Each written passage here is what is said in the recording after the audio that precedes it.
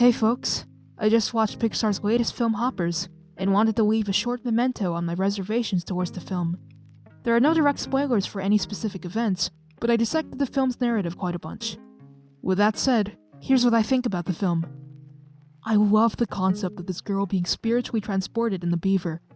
Rightfully so, the film carries this concept with a chaos and goofy drive that led to more than one laugh from me. That said, I couldn't find Hoppers to be personally memorable for me.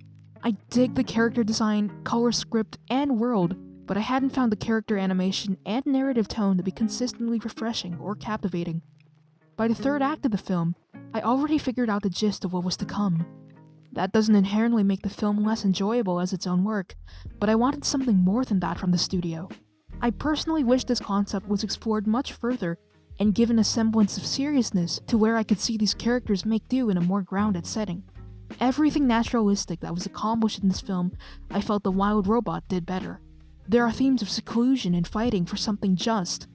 Additionally, they also explain how a robotic specimen can communicate with animalistic ones through machine learning. In Hoppers, that's more or less implied. The film also has a much slower pace that I could follow around with easily. Hoppers is paced pretty quickly amidst its 1 hour and 45 minutes. That said, the film could have benefited from a slower pace and some breathing room, as it was faster than my own comfort. Another recent film from Pixar, Inside Out 2, suffered from a similar issue. A lot of development near the start is rushed aside to cram more within the third act, weighing more in substance and complexity. Yet I feel this hinders the film. Instead of widening its thematic scale, the narrative becomes more convoluted. The film's climax could have been dealt with simpler and still reach the same resolution without feeling as hectic. K-pop Demon Hunters was a similar instance in that it quickened its first act to make room for its lowest point, but it actually felt justified because it provides the viewers something we don't expect. Of course, demon hunting is in the film's title, and demons are often most associated with the root of all sinister and evil, but we're more than accustomed to it by this point of the movie. The demons are presented comedically and mischievously in their antics, and rather complement this film's established tone of lighthearted awesomeness.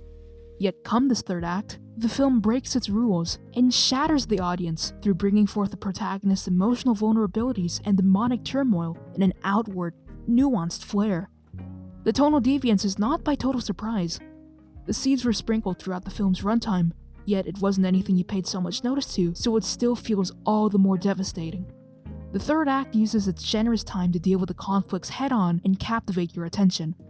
Hoppers is far from that level of complexity. This limitation extends for the entirety of the film.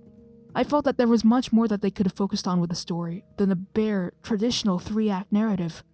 For that matter, I don't see myself interested in revisiting the film seriously, as there were few outstanding qualities that I deemed to be special in the larger picture. However, I would absolutely be lying if I said that Hoppers was entirely boring. The humor in the film is one of my cornerstones. It's consistently jam-packed with self-japs and a few meta-references. Sometimes, I'd find myself wheezing for seconds straight with some of the stuff they bring up here. It's very effective, almost unhinged. Some of these moments were incredible jumps of faith that I wasn't expecting the team to pull off. It somewhat feels criminal that the film managed a Motion Picture Association rating of G instead of PG, general audiences instead of parental guidance. Not once does the film opt for any overt mention of the traditional terms for murder, yet the thought and mention behind the act is mentioned countless times. The animals all opt for the term squish, and it makes sense. They're animals, most especially in the insects, who've had more than enough brushes with so-called squishers in the humans. But given Pixar's past reputation in graciously throwing around the term to kill in their previous works, I felt so this was more a hindrance than a creative choice in terms of writing. I was reminded of what happened a few years ago, wherein online content creators would face punishment for discussing such a topic. But we're definitely past that now. I think the audience has regained that thick skin and could withstand the mention. I mean, the prospect is mentioned so many times in Little Amelie or the character of Rain, you'd think that they'd be more lenient to mention it here. The themes of environmentalism were handled really well in this film. The film's somewhat pacifistic worldview in relation to its environmentalistic message was well-intentioned and made clear with its serendipitous execution, yet it could have been phrased in different terms. It's presented as a simple thing in human code, the Beaver George's philosophy that, deep down, everyone is a good person. That sentiment is too simplistic to sit right with me, and could have been elaborated on more. The 2024 film The Glassworker gave its 2 cents on that, and despite its more industrial setting, I believe it was well spoken on that regard. Consider checking it out. In Hoppers, the tone of the dialogue is slightly imbalanced. There are events that feel like they would belong in different films altogether. There are some scenes wherein 2 characters would comedically argue by yelling simultaneous tangents at each other, and shortly after, they would have to follow up with a serious moment. It's hard to take the character seriously given the duality. Then and there within those serious moments, dialogue fails to move me spectacularly. It was too sappy and sentimental for my own good. Especially during a lull moment near the end of the second act, wherein the protagonist, Mabel Tanaka, is at her lowest. She opens up to George about her struggle feeling powerless and alone. But the moment feels rather sudden. It was already established in the film that she feels diminished, but not much significance was weighted to this aspect of her personal character. All we accompany is her advocacy to protect the natural glade. If more attention was brought to why this matters to her, why she feels like such an outlier, and if I felt more of a tension between her happiness and belonging as a beaver and turmoil and seclusion as a human, then I would have been more interested. I could have sworn for King George to have been a rogue hopper, which would have made this film much more interesting. Throughout my watch, I overanalyzed this character, believing him to be a scientist of his own like Dr. Sam. We see how eccentric George is through his expressive and energetic demeanor.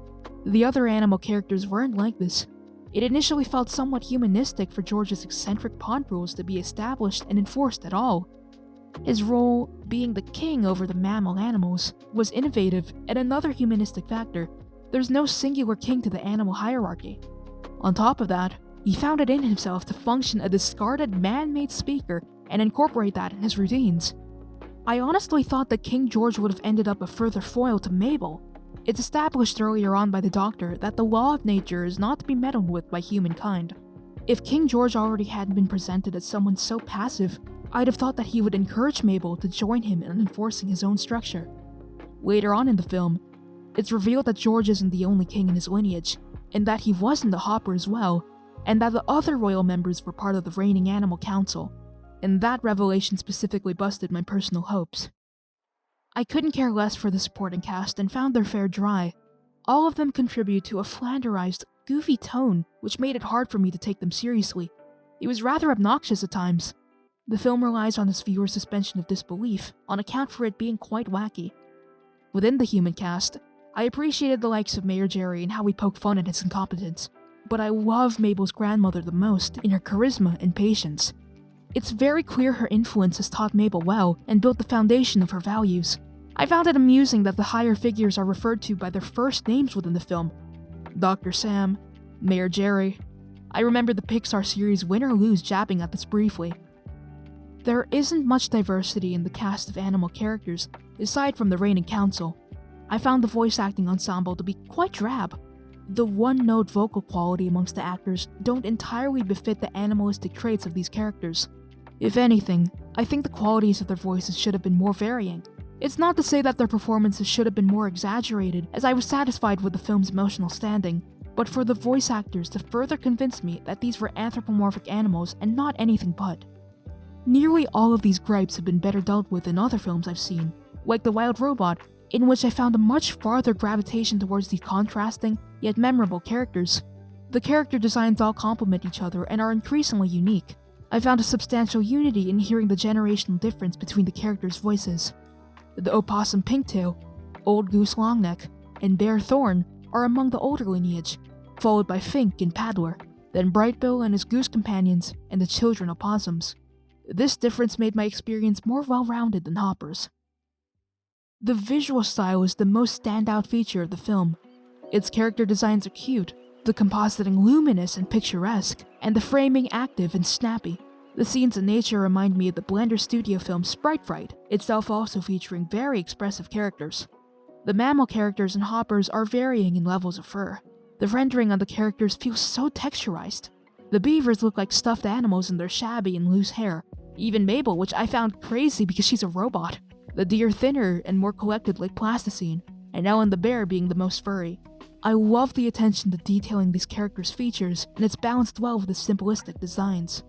Hardly in CG animation do I see works that don't visualize the highlight on the character's eyes. In Hoppers, they only do that sparingly. Hardly as well do I see them forgo colored irises for its cast. In the film, it's for the animal characters. With the humans, it's only a bit more subdued. Both instances are somewhat charming when used in Hoppers, because it makes the characters look almost cartoonish. I love the way Hoppers uses the visualization of the mammal's eyes to visualize point of view. It was very creative. When we first meet the animals in the perspective of the humans, the pupil assumes the entire area of the eye. But when we're transported in the perspective of an animal-adjacent species, the eyes enlargen to include both the sclera and pupil, allowing for further expression and characterization. This distinction is made super clear throughout the film, and I found it entertaining seeing the perspectives alternate. There's a really cool moment in the film where you can briefly see the switch between the characters' anthropomorphic and animalistic modes. It pulled out of a similar vein à la Tangled the series. While I would have certainly valued a more detailed production on Hoppers, I'm satisfied with the final picture and believe it can uphold its own merits succinctly. It's still a great display of artistic achievement, and I felt the creativity through the numerous frames. However, I hope for that added wow factor to impress me and find something new, like I had in previous films from Pixar. Frankly, it's disappointing to see other studios handle this matter much better and consistently, and I hope that this creative spirit can be found on future works from Pixar. With that said, go and check this film out in theaters. I hope you can find something out of it. My name is Swagbroski, and I'm so excited for what I'm gonna cover next. Stick around!